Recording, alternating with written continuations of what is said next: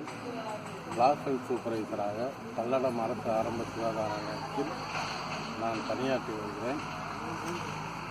கடந்த ஜூலை மாதம் எனக்கு ஸ்ட்ரோக் பிபி சுகர் அதிகமாகி கை கால்கள் இடது பக்கம் செயலிழந்து விட்டன.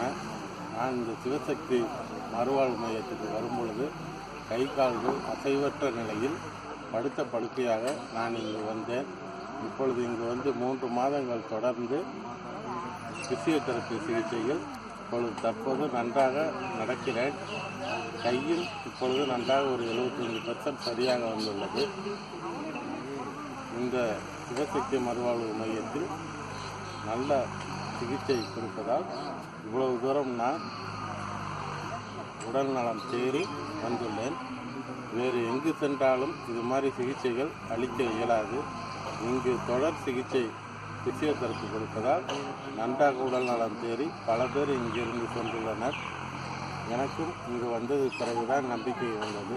அதுவரை எனக்கு நான் நடப்பேன் என்ற நம்பிக்கை இல்லாமல் தான் இந்த சென்டருக்கு வந்தேன். இங்கு வந்தவுடன் தான் எனக்கு நம்பிக்கையாக வந்தது. நடப்போம், நாமும் நடப்பதற்கு இங்கு எல்லோரும் உறுதுணையாக இருந்ததற்கு அனைவருக்கும் நன்றி.